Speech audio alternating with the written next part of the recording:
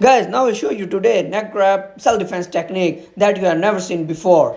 And you can defend yourself within 1 second. And this technique is different from the all of the techniques. You have seen a lot of videos on YouTube, but this technique is very different from the other techniques that you have never seen before. So let's start the technique. If a person will grab your neck in a street fight, then must watch very carefully. You can see if you do resist or do any technique like this. During the technique, his fingers can injure your neck, his nails.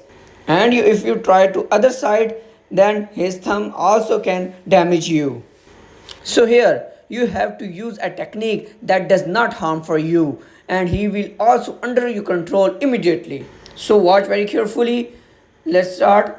When you grab your neck, then without any resisting, without any movement, you will bring your arm like this position as you can see in the video and control his wrist with your upper arm and between under your arm like this way. You can see when you do this, his wrist will be twist and he will immediately fall down.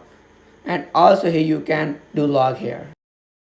Guys, now we'll show you this technique from the other side so you can understand better. Yes, 1 push, 2 3 from here, this lock and down. You can check. Guys, now show you this technique fast motion. Yes,